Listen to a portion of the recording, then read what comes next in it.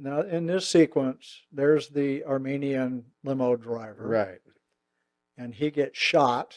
And the gag is that his big fat foot winds up on the throttle and Right. he's laying against the steering wheel Right. and they're careening towards the bridge. Now, that footage is mine. I'm in my truck with the camera on the front, Right. and the stuntman's driving the rig and he's slamming both guardrails, and they've got spark hits. When he hits the rails, the spark hits explode like that, so it looks like sparks with the sheet metal hitting. And you said Jamie Lee was a real trooper. Yeah, well, we did all of this stuff, and there's two shots related to the helicopter because she's got no place to go.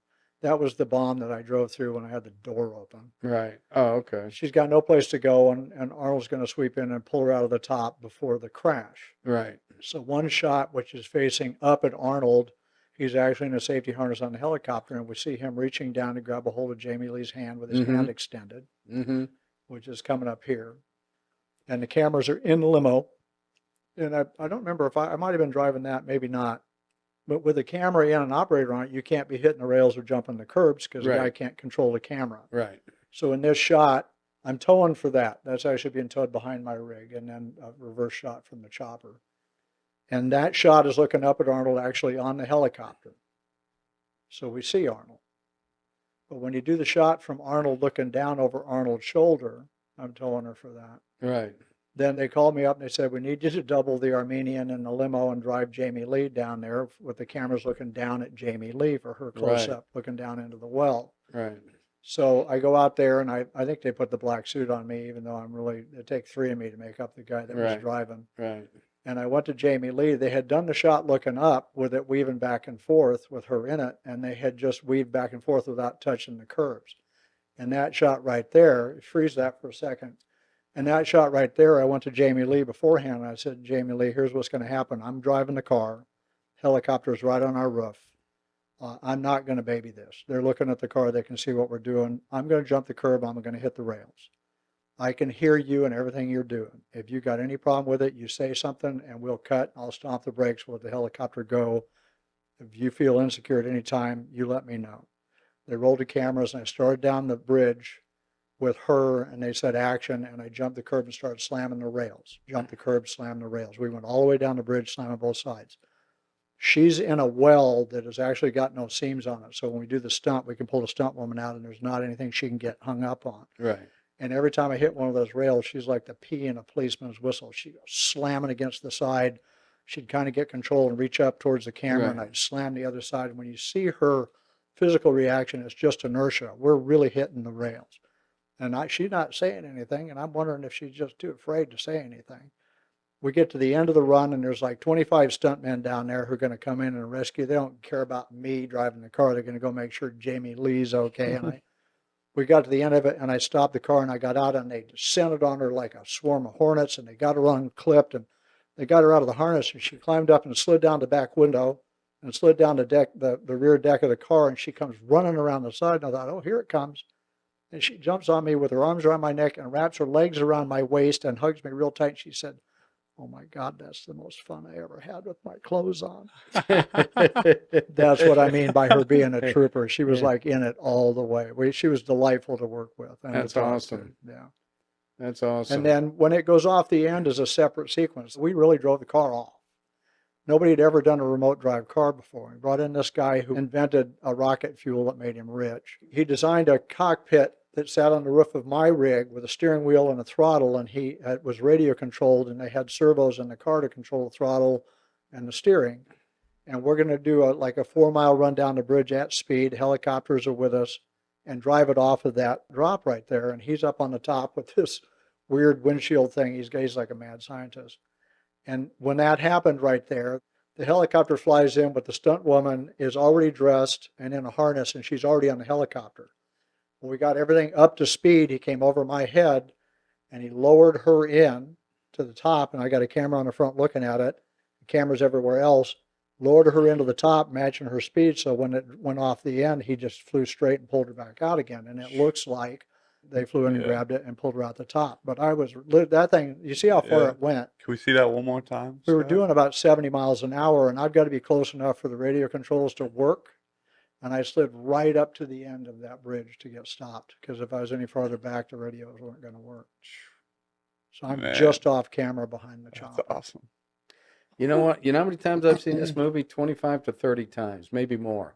And I still get nervous and excited when she's hanging out of that Me car. too. I love movies. And that's I her hanging love out of the movies. chopper. That was a separate shot. They put her under the chopper. She's go for it, girl. Yeah, that's awesome. Dang.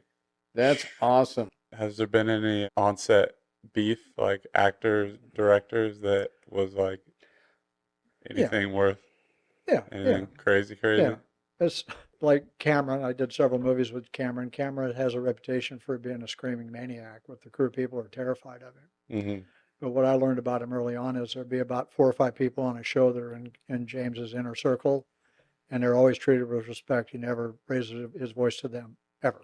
Mm-hmm. Anything they suggest, he'd come to me and say, how do we do this? And I'd do a drawing on a napkin at lunch, and he'd give it to the construction guys and say, build that, that's the jump ramp.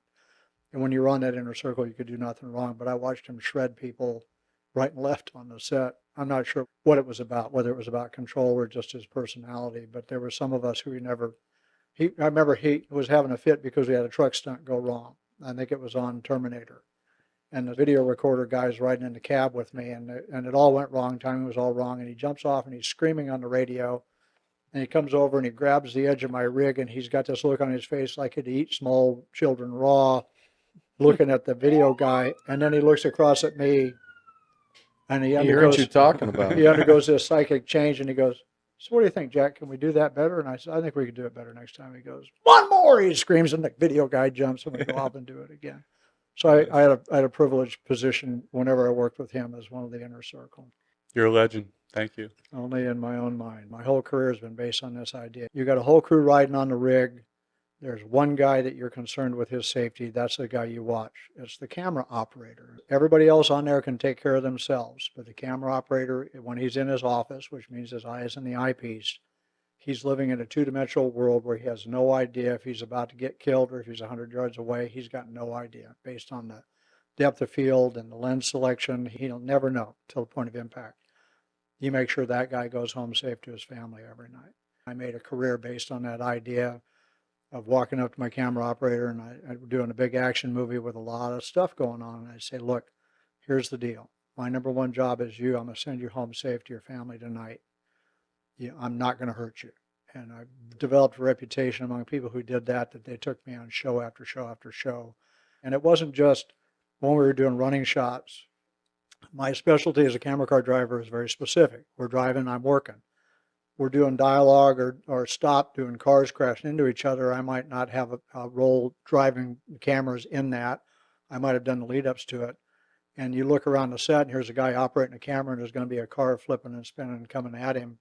And my post was always on that guy, hand on his belt, tell him in his ear, I got you. If I say we got to go, we got to go, and I'm with you all the way. And then I did that hundreds of times over the years, and times when I had to pull him out and push him out, and we lost cameras, and we had tremendous potential for somebody to get killed, and I made sure that those guys went home safe every night. That's fucking cool, Jay. When I got that That's SOC fucking cool. award in 2014, it was from the Society of Camera Operators. Right. And I had no idea that they even had such a thing. They called me up and said, you just won a Lifetime Achievement Award from the Society of Camera Operators. And it was rooted in that idea that they're more exposed than anybody else on the set. And they'd been relying on me at that time for 35 years to send them home safe. And apparently they noticed I had no idea. And his acceptance speech made me cry, you son of a bitch. That's, usually I have to kiss you and you got to be a girl. But I'm honored that you're the one exception to the rule, Brian.